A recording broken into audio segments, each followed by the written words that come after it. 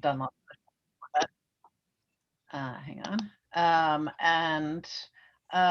My day job right now is I'm working for McDonald's on building a conversational order taker for the drive-through.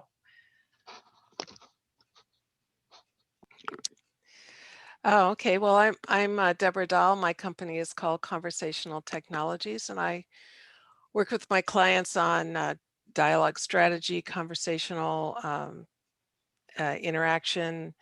How do they make their visions of conversational systems into practical products? Are we ready to start the presentation then? Yes, we are ready. So I've started the recording. So Deborah, the stage is all yours. I'll mute myself. So this session is going to be about how do digital assistants handle anxiety. This is one of our ethical topics, and we will just go ahead and talk about that. So what do we mean by anxiety? We mean requests made to a digital assistant where the user seems to be anxious, concerned, afraid, or worried. You could be anxious in general, or you could be anxious about some particular situation. The user, they may not directly say they're anxious, but it could be implied by the way what they're talking about, and leaving it up to a system to infer that they're anxious. This is kind of typical of human-to-human conversation, where you may not express your concerns directly, but you say something that anybody would perceive as a call for help or expression of anxiety. This is really a difficult problem in conversational systems. So there's a couple reasons for that. One is there's degrees of anxiety, and we'll see some examples. You could be anxious about your major issues like your relationships, your career, your finances, your health. You could be very anxious about, or you could just be anxious because you hope it doesn't rain tomorrow. And I think these need to be handled differently. And it's not only degrees of anxiety. You could be a little bit worried about your health, or you could be really worried about your health.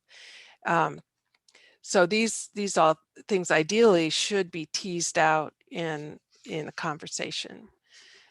So we can go to the next slide. We did a few experiments with the current digital assistants. The first three are from Siri, and the last one is from Alexa. So the first one was just, I'm worried. And Siri says something probably, reasonable. Sorry you're going through this. I think what you need right now is a friendly human to talk to. You can ask me to call or text a person you can trust.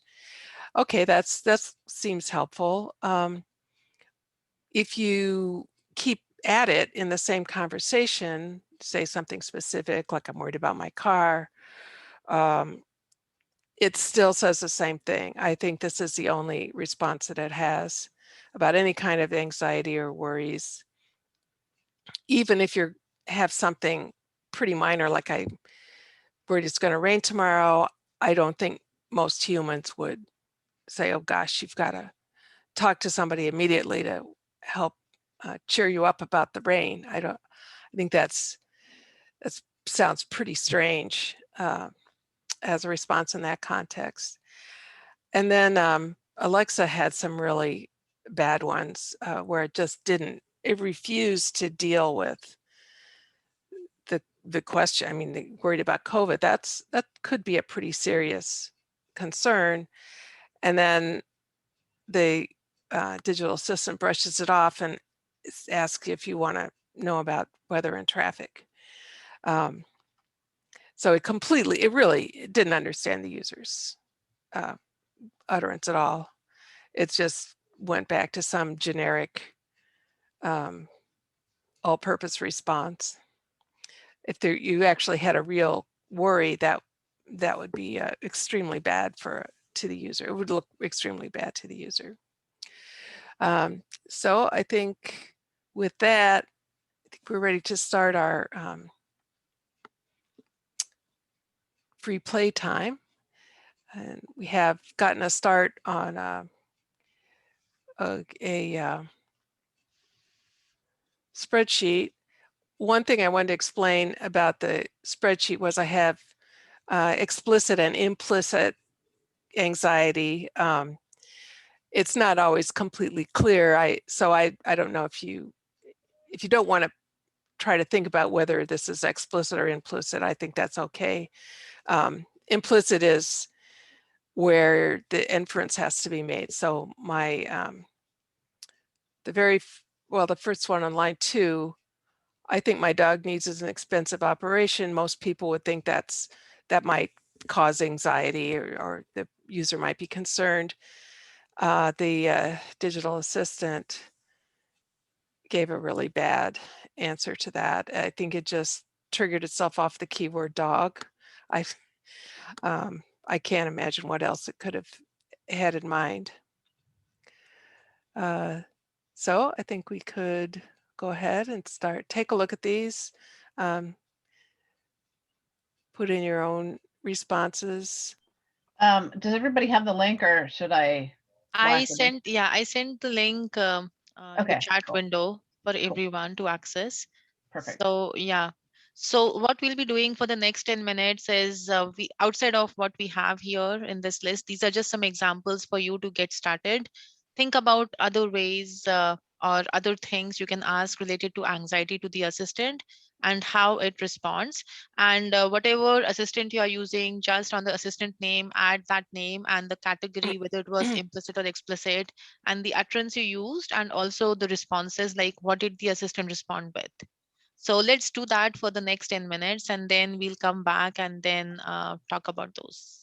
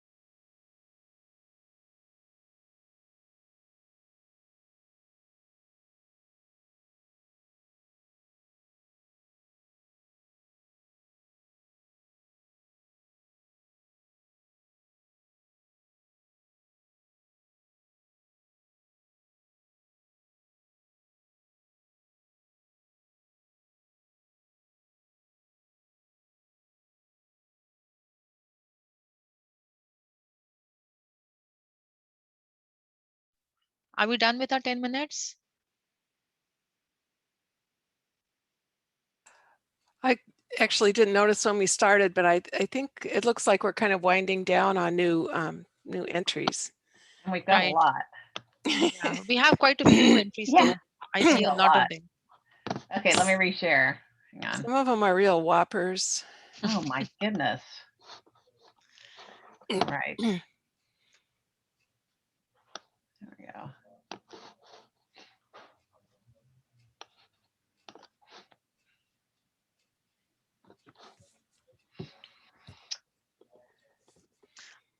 I think, Google Siri, for some reason, they might have tied the keyword worried to the answer because for everything where I have worried, it's giving the same template answer, even if the context is different, like you mentioned, Debbie, which was kind of interesting. This. Even towards the bottom, I had one where I said, I skipped my mortgage payment and I'm really worried. It says, I'm sorry you're dealing with it. Wow. And it's the same standard template answer. Oh yeah. But I mean, that's not a terrible default answer, right? I feel like, there could be a little bit more about just then. See, talking to friend, I understand could be a good thing. But then if there is some other information which it could give about, okay, you skipped your mortgage payment. Here are some things which may ease you out. Like it's okay to skip a mortgage payment or something, like something along those lines, because not everything is that I will want to talk to a friend or a companion about. Right. So I feel there could be a little bit more when it comes to responding to such things. This one's pretty bad. Oh yeah. Pretty unhelpful.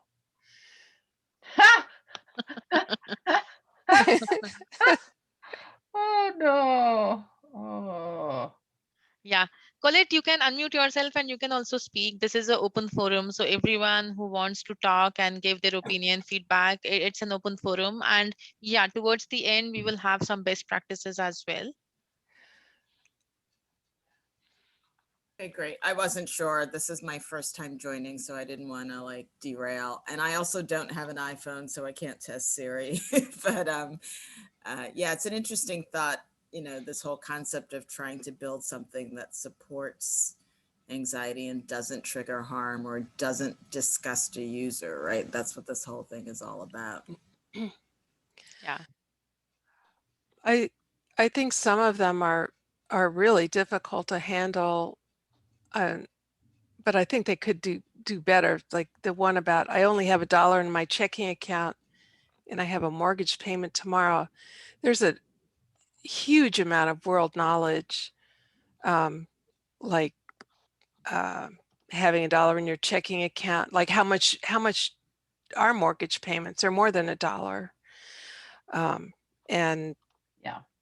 And are you going to get enough for your mortgage by tomorrow? There's just a lot of inferencing there, but it could do better than just searching the web. Right.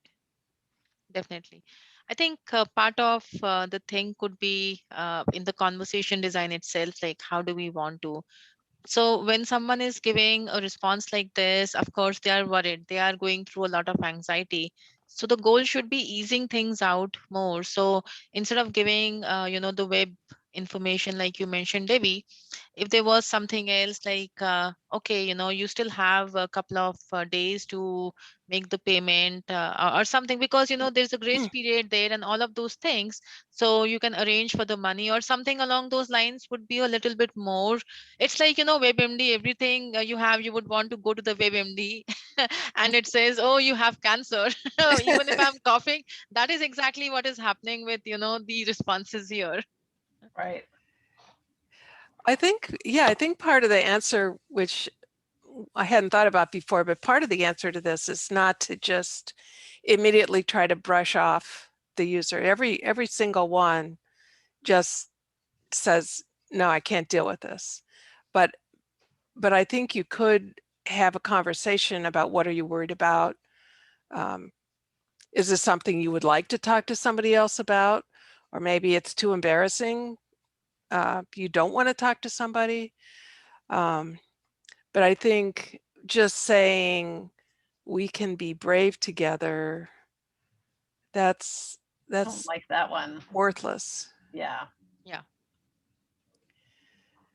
And then with Siri, it was so repetitious. Maybe the first time you get that response about wanting to help you call somebody, that seems actually good. But then every single thing, like whether it's important or not, it's telling you to do that. I think you would pretty quickly not feel very confident in Siri. Yeah, I mean, it's like the cookie cutter response kind of thing. So see, first of all, the major reason of depression or, mental health is people don't want to seek help from someone else. And that is the reason maybe they are wanting to talk to a voice assistant in first place, so that, they don't have to talk to a real human and but still vent out their feelings. And if the assistant is saying like, go back and talk to a human, it's not helpful at all. So there has to be more ways to deal with it. Alexa was definitely the worst, because either it just turned off, shut off, or okay, I'm not talking to her, but Alexa, stop. She picks on the keywords, that's it. But Right. Like no yeah, response. no response. It was just Yeah. like, the ear counting, that's it, and the session closed. So sometimes it's like you're just shutting me off, kind of.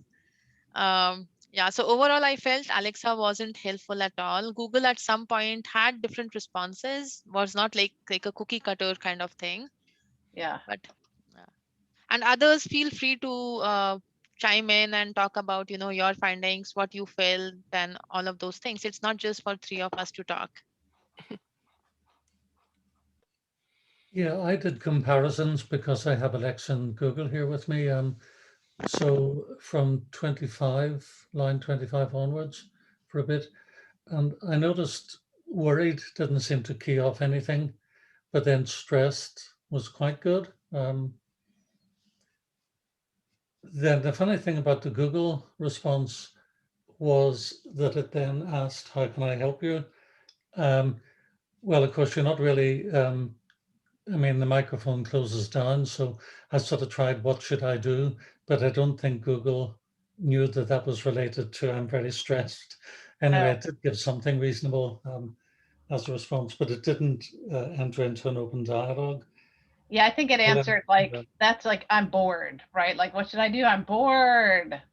It had no context of your previous question. Yeah. Well, then I had I Can't Go On, which was more implicit, really. And Google was quite good in that, actually, as you can see. And then Suicidal, they're both keyed for that. So they sort of route you to the Samaritans. They give a phone number, or well, it was quite a long response for Google. Gave a website as well. But then with my wife doesn't understand me, I don't That's so think funny. it really wanted to enter into that. And that's as much as I was able to do. I didn't do the I'm pregnant curious one. about the suicidal ones. I don't know if anybody tried them in the US, but we don't have anything like the Samaritans.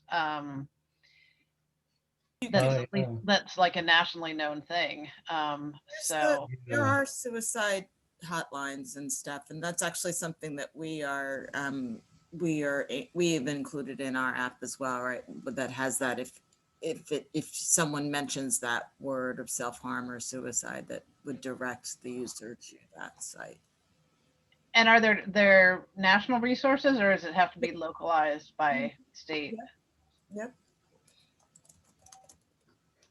I know there had previously, a few years ago, been research reports on that sort of input, and the responses were things like, sorry, let's look it up on the web and things like that. And I think they've all improved a little bit since then. Okay. There's a national suicide prevention line. Okay. I think for the suicide, giving this is good. Some sort of helpline number. For the others, though, I feel we have to start thinking along the same lines, like how can we be more helpful rather than just feeding in some response for the sake of. And especially with the mental health, I feel a lot of things like that is required. Well, some of them are just difficult to understand, and so okay, that's one thing. But when it understands, once it realizes that you're really worried about something, you really have a real problem, then it could easily do something more helpful. Yeah, I don't think they're built to do this. I mean, they're built just to give a one-off answer. Except, like, say you want to book a flight or order something on Amazon or whatever, then they enter into a form filling dialogue. Right. But you almost need that here, really, so that if you say about being pregnant, it would ask you some questions and give you recommendations and so on, really. But I mean, they're not built like that at the moment. I think also at the same time, I think we mentioned before about, I think, where was it? It says, I'm really worried, we can be brave together. Although it's not although it doesn't really say anything, it's still, I feel like that's still quite good. It's better than saying, sorry, I don't understand you. Right. So it kind of links with the empathy side as well. Which I think is quite good. Like if it doesn't have the answer, it can just link to something like that, which, well, personally, I quite like. It would be better if it was to say, well, what are you worried about? And then continue on from there. Yeah. I mean, some more help definitely doesn't hurt. Yeah. I like some of the responses. Some are so funny. Like I see one here where there's a doctor appointment one. How do I know if I need to see my doctor for severe anxiety? So there was one response which was kind of funny there. This one, where are you where leaving from? 47? Where are you leaving from? Yeah. I mean, is it trying to schedule an appointment? I don't know. So I think the way the intent mapping has been done is with the keywords, right? And that is why it is not able to. It's a pretty good one. What's going on? I mean, we know it can't really do anything. How can I help? But the saying, how can I help is, slightly. Yeah. I mean, it's in a way it is saying, I'm here, all ears, tell me what's going on. So, which is still good. Yeah. But then this is the follow-up. And again, just like Michael's example, it falls down because it doesn't save the context. Yeah. I also found a difference between using sort of a Google Mini and just the Google Assistant on my phone. Like the Google Mini was just more, it was able to understand more questions. Really? The phone one, yeah, the phone just said, I didn't understand quite a lot of the time. Oh. Huh. Interesting. So like this, like, sorry, I didn't understand. I'm not sure. Yeah, that's not helpful. Alexa needs to definitely work on a lot of these things. Google, to a certain extent, have better responses comparatively. Yeah, at least, I feel a little better that it apologizes here. That seems, better than just like shrug. Yeah. Yeah, at least it admits that it doesn't understand. It doesn't try to figure it out and do something ridiculous. Right. There was one I did the thing about bankruptcy where it took you to like this one really sketchy looking sites. It's like, oh, that's probably not what you want to give people. Yeah, that's true. And again, I guess if you're punting to search, like whatever, you're just relying on whatever your usual search is. But it's kind of the same on the pregnancy one, where there was one where it sent you to search results, and it's like, are they? There are a lot of what's the right word? Traps out there, and You know, you could easily direct somebody to the wrong kind of site. So that just made me anxious. Those results made me anxious. Definitely. So anything else from anyone? Kian, Jen, Christine, Stephen? I don't know if I'm pronouncing your names wrong, so apologies. It just seems like they can't figure out like the emotional support versus the practical support, right? Like, yeah. When you're feeling anxious, you just want somebody to say, let's take a deep breath and reassess what's going on, right? And then other times you really need like, okay, let's make a list, right? And I don't know if there's a way to detect that from voice quality, or I'm new to this realm of digital assistants, but yeah, there seems to be really big gaps in the question versus the response. So yeah, that's a very good point. And one more thing is, even when we are interacting with the assistant, we have a tone of voice. So even now when I was talking to the assistant and saying, I'm really worried, I missed my payment or things like that, the tone was different. So if, to your point, Jen, if these, and it's possible nowadays with the voice to know the emotions and know the tone of the voice can tell a lot about, are you anxious and all of those things. So if the companies start to pick on those kind of traits as well, and not just depend on the intents alone and create those responses, I think it will make a lot of more sense then. Yeah, I agree. I'm also very new to this area. I'm just trying to learn more about voice. But it also seems like there is, because even tone of voice can be so different with everyone depending on like the speed that people talk or all of those things that might impact how, anxiety might be read in tone. I'm also just thinking about like, it seems some of these that are, well, not all, I'm looking at the where are you leaving from. The ones that might be most helpful is almost seems like I wish there was another round of questions, like, tell me more about that, or like allowing the assistant to kind of hone into like, is this something that you need help with, or is this something that you're it sounds like such a relationship counseling.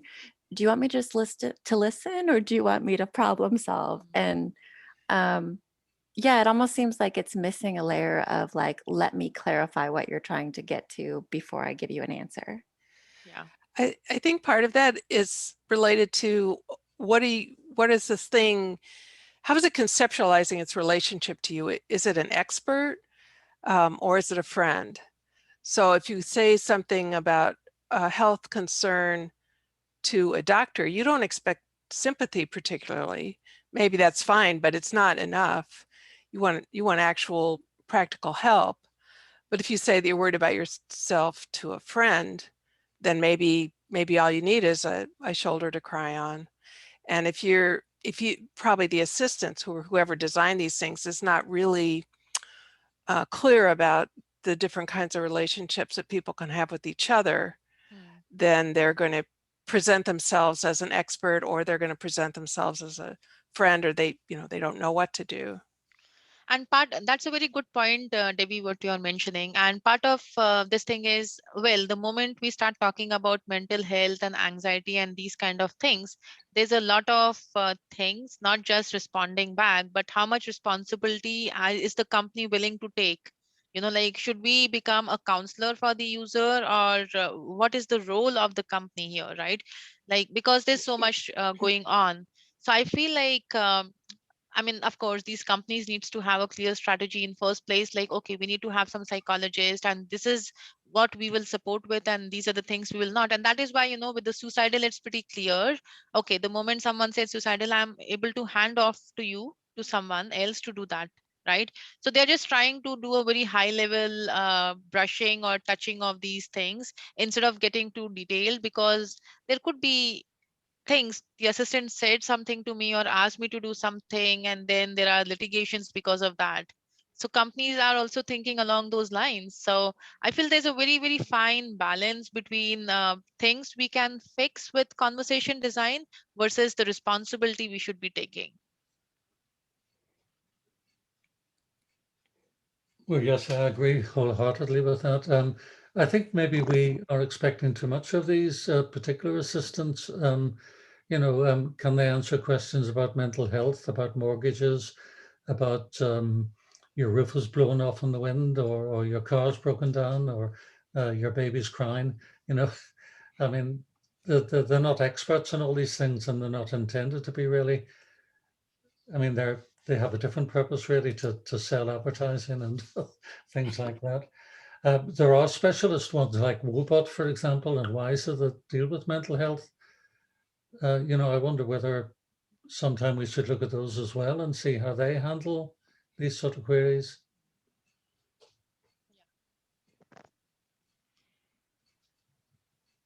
So, Colette, you mentioned you're working on some chatbot for mental health, right? For women in color. So, could you talk about, some of those things? Yeah, so actually, and yes, I'm very familiar with Wobot and Wiser. And so our model is based on emotional freedom technique, or tapping. So it's tapping on acupressure points to help release stress and anxiety. And Wobot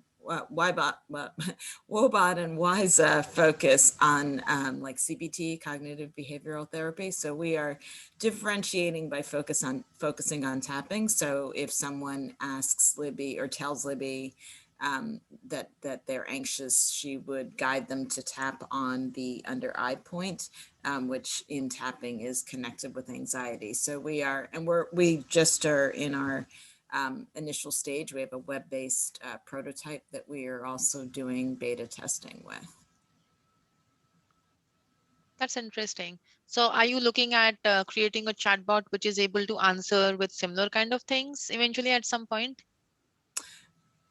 Similar things like what? I'm sorry, what do you mean? So like we have some things here, right? About the mental health, like I'm feeling suicidal or things like that. So are you trying to also build in those kind of things with your chatbot? Yes, yes. So we do have those in the database of emotions or sorry, I'm sort of I'm thinking, right. So we've got the intents, right? So if Libby guesses or that there's some aspect of self-harm, she gives that response, you know, recognizing that she's a chatbot and doesn't have the capacity to support this, and makes the recommendation that they reach out for help from a trained professional. Interesting. Cool. So anything else from anyone else? There is one more slide if we're ready to move on. I think so, yeah. These are just some suggestions that occurred to me while I was doing this exercise, that if you can't address anxiety, just admit it. And we saw some reasonable looking responses for when the assistant wasn't able to do anything, just apologize. It would be also great to be able to watch out for major and minor worries because some of the responses are ridiculous. If you're worried about it's going to rain tomorrow, you don't want to be advised to call your friend and have them commiserate with you. One thing, the third one is, it should be really easy to fix. Don't keep saying the same thing over and over again every time somebody says they're worried or anxious. Like the Siri, it started to get pretty implausible that it was actually understanding what you said by giving the same response over and over again. And there's I'm not sure how to accomplish this, but being alert for potentially serious situations. We saw that before in the bot abuse session, where if you can find out from what the user is saying that there could be something really serious going on, you should really act on that. And maybe at some point even proactively find a human operator behind the scenes that can help you. And then the last one was, like we saw in some of those implicit ones, you just can't know that they're so indirect that you can't really know that their user is anxious without a lot of technology that we probably don't have. So the people behind the scenes need to be kind of just looking at data for these kinds of things. Like there's absolutely no reason that any of them can't have a good answer to COVID concerns. You know, they've had probably millions of questions about various aspects of COVID. Take a look at that data, come up with answers. You know, tell them what the status is of the vaccine in their area. Don't just throw that data in a box and ignore it. So yeah, so that I'd be interested in seeing what other comments there are about what we could do with dialogue design. Yeah, these are great ones. I mean, I like the last one. It's the same strategy we follow for other things, right? If they were missed utterances or intent was not recognized, or we had some responses which were not appropriate, we go back and try to fix those things. So following the same strategy is definitely a very good way to get started. Like, okay, these were some implicit or explicit ways the user asked. Were not able to support this. Or maybe looking at, like, we have cookie cutter responses for each of these. So maybe we should make it a little bit more different. So data and performance analytics definitely can help a lot. I mean, thinking of the, you know, the more specialized apps or skills or whatever they happen to be, you know, there's a discovery piece too, right? Where it could be helping you find skills that are more specialized. Yeah. And we didn't see any of that, right? And, you know, that's like a bigger question. The discovery and, you know, direction is a bigger topic, but you know, this is the kind of space where there certainly are other specialized, you know, skills, bots, whatever, that you could be directed to. Definitely. Definitely. I think in one or two responses, Alexa was prompting the user to, you know, go to a third-party skill. So if there are already, you know, mental health related skills, that would be a better way if they don't want to deal it directly, like you mentioned. So, right. Yeah. Right. But again, that probably requires a little bit of follow-up conversation to get you to the right kind of skill. Like, do you need a pet sitter? Do you need, you know, like, I don't know, what do you need? And, you know, they're just terrible at that, right? Yeah. And to Christine's point, there can always be, you know, some follow-ups in order to understand a little bit more before just jumping and giving responses. Yeah, that would be better. Yeah. But yeah, it doesn't really happen. We have a long way to go in conversation design. Oh, yeah. Cool. I have a quick question. If sort of the assistants were sort of going to sort of pass it on to a different kind of a different sort of assistant or action or whatever, do those actions need to be sort of vetted, or does it have sort of any sort of security around it to know that it's actually the right information that it's going to, or how would that work? That's a very good point. Yeah, I definitely feel, because right now the way it works is, even for Google or Alexa, is you create actions and skills, you go through the certification process. Amazon would just check a couple of things and say, okay, you're good to go. But we don't know really how detailed it is, or you know, is it really a student project which, you know, we are heading towards, or like telling the users to look at. So I feel like I don't know yet. I'm not aware if there is a vetting process for such things, but I think that is one thing the company should definitely do if they don't want to take the ownership, because mental health is very, very important topic nowadays, and people are seeking the voice assistants for such things.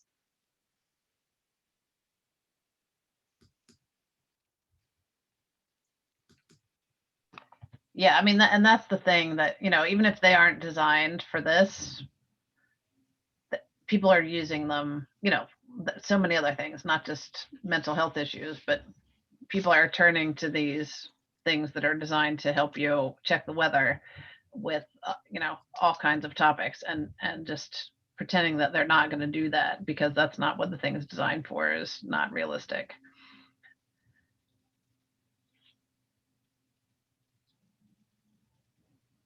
And even if it's just sending it to a website, does the website need to be vetted as well, or how, or can that just be sort of a maybe a government kind of official website? I guess. Yeah.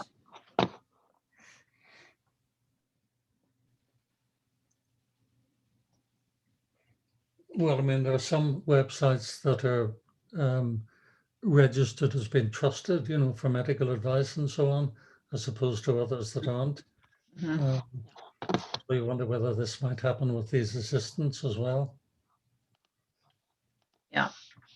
Yeah. But when you just go to the web and put in some query, there's no kind of like sentient intermediary like there is with a digital assistant that kind of lends its credibility to the information it gives you. So Right. if it you know, if you ask it what the weather is, it's its own, you trust it because it gave you the weather, and then now it's going to give you some medical advice. You say, well, that's, you know, Siri knows things, I'm trusting it to give me good medical advice. Yeah, that's a really good point, as opposed to you doing the search yourself and you're like, okay, it's clearly up to me to recognize whether this is a legitimate, trusted resource. Right. I agree. There's this sort of implicit recommendation. Yeah. Yeah. Definitely.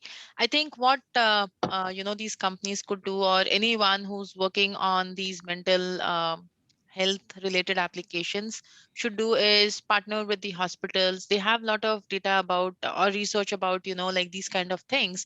So getting that information would definitely help you design and understand the user psychology, and design something which is more meaningful and helpful rather than responses which does not make any sense. Do you know what kind of research has been done on that? Because I'm in psychology on the experimental side doing research, and that's where my head is going, like, oh, should we be running a study asking people, like, when you say you're worried about X, what kind of response? I imagine some of that work's been done already, right? Yeah, I know Henry Ford has done, like Henry Ford Health System has done here in Michigan a lot of those things. And even in Cleveland, they've been doing similar kind of studies. I'm sure other hospitals are also doing that, because I received the link. There were some, you know, like some were like survey related things, some were more one-on-one interviews with the users. So yeah, so there are studies going on and they are very intense. They try to understand you know, the level of anxiety the user has or is going through, whether it is like, now, do you really feel like, how many times have you feel disinterested about something or stuffs like that, just to understand, you know, the level of anxiety someone goes through. So those are really good places, and if we partner with hospitals, we can get a lot of those things, because we are not looking at individual responses, so there will be no privacy things, but we want to understand overall, high level, right? So hospitals can be really helpful place for us to get started. Mhm.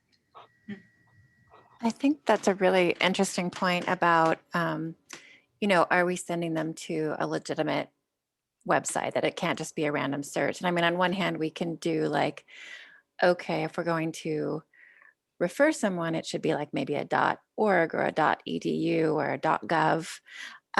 But I think the other part of that, especially when talking about mental health, is considering, are we sending them to a dead end? Are we sending them to a website that they can get online with an instant person to chat and have that connection? Or are we just sending them to some place that was like, well, this is a hospital that can help you? And that could probably be another consideration, is that they're getting sent to an action instead of a landing. Yeah. Yeah, those are all great points. So we have a minute left. So any last thoughts before we wrap up?